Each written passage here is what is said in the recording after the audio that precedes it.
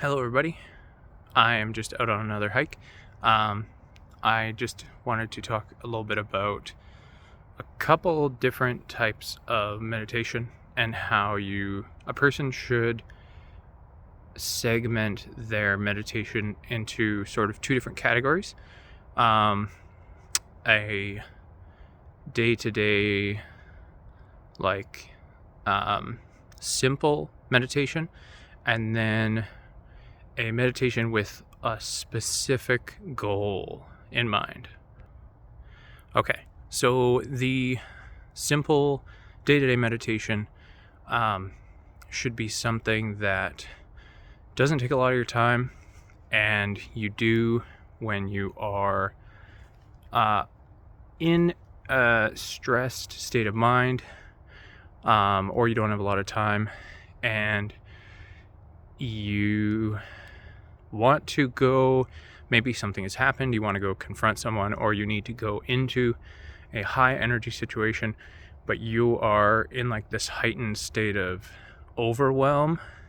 And so the idea of going into that situation is going to cause you even more stress, but you're already maxed out. Okay, so what is that going to look like? So that would look like you are stressed at work, maybe something negative has happened, and you want to go talk to your coworker or your boss about it, maybe clear up the situation, but you feel like not in a great place, and you might end up getting into an argument with them because of how you're feeling at that moment. Or let's say you had a stressful day at work, or just work in general ends up so that when you come home at the end of the day, you are a little bit, you're kind of done. You have to go, and then you have to come home, and you have to be, you have to help out with your family, you have to help make dinner or clean up dinner, you have to help out with kids, or, just be with your partner in like a loving way. And you don't want to bring that stress home with you. Maybe you've just had a drive where, people are honking and traffic is crazy. You've driven for 2 hours, and you don't want to bring that traffic stress into your home with you. And then things escalate for the only reason, by escalate, I mean like you're grumpy already. And so you get grumpy at your partner or whatever for no reason. And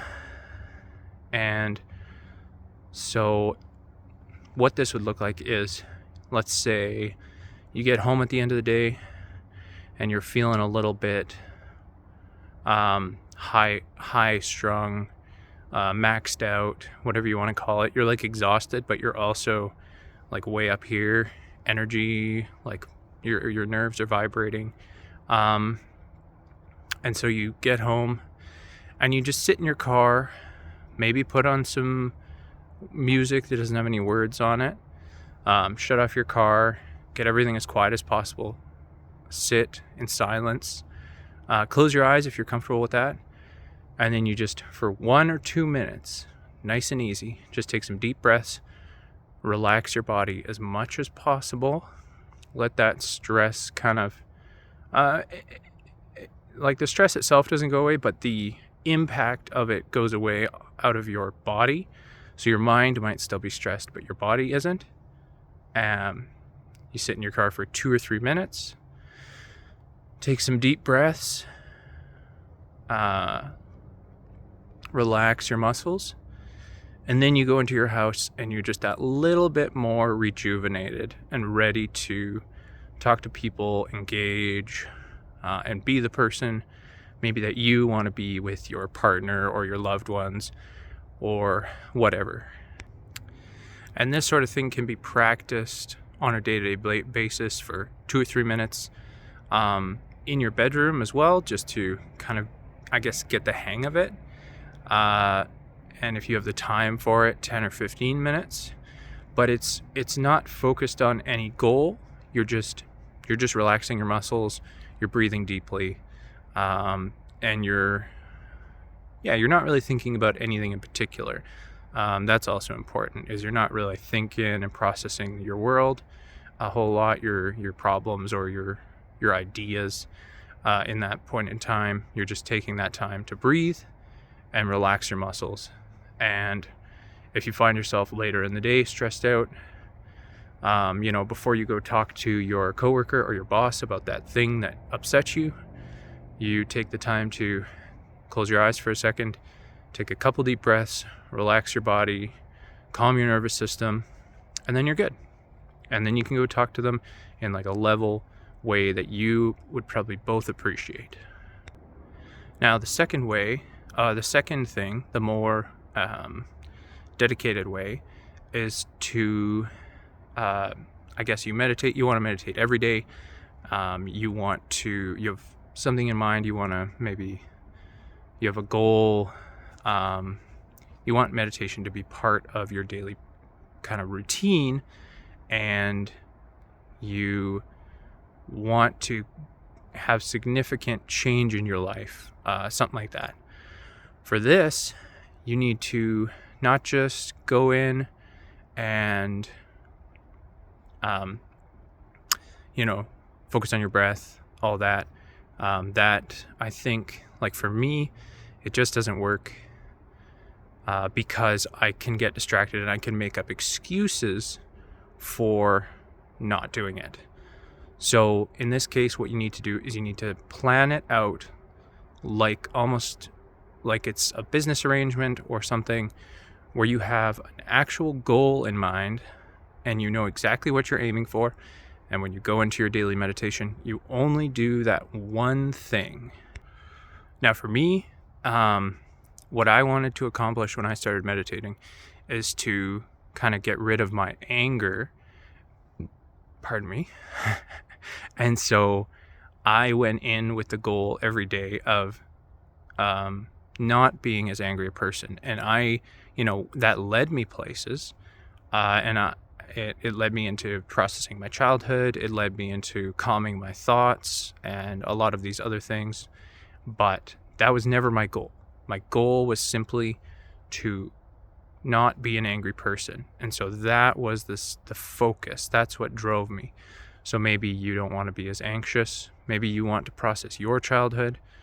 But you write down one goal. Let's say I want to process this particular thing from my past and maybe forgive someone, or I want to cultivate forgiveness. Then every day you go in, you just practice forgiving people. You think about things that you felt you were wronged by, and you practice forgiving people. If you don't want to be as angry of a person, you go to your meditation time and you only focus on not being as angry of a person. You think of something comes up that makes you frustrated, and you practice letting that go, forgiving, approaching it in a non-angry way, thinking through it rationally. Maybe you find out that anger is connected to some hurt from your past, and so you end up processing that hurt. But that one goal is your whole meditation, and that you need to set that so that you don't get distracted. So for the second one, I'd say it's more impactful, especially long term, and it can be very valuable. But I would say the best thing to do would be to I would say the best thing to do would be to actually take the time to write down exactly your goal, the thing that you want to change or improve. Let's say it's simply mental focus. You have trouble focusing and you want to improve your mental focus. And so you go in and you just pick something to focus on, and you just focus for that amount of time, and then you're done. And you never deviate from that. You never alter that path. Every day you have that one goal and you just focus on that one thing, and that is going to allow you the space and permission to not get distracted. because being go, go, go feels like what is necessary to sort of survive in the world a little bit.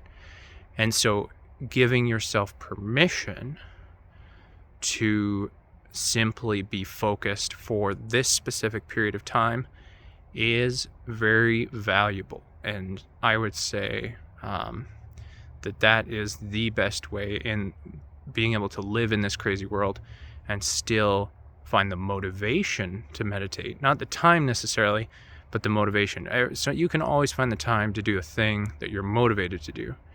So if you write down that specific goal, then that will help motivate you. It'll clear your space mentally. It'll give you permission to dedicate your time to doing that. So yeah, I would say that's about it.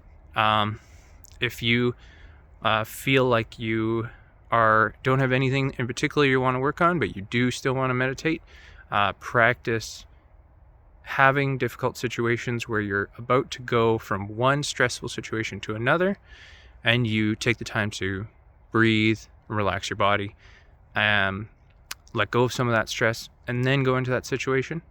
If you feel like you want a deeper result or long-term goal out of your meditation practice, then set your specific expectation of yourself. I want to be less anxious, and you go in and you just focus on that one thing. So I hope somebody found this helpful, and thank you for watching. Goodbye.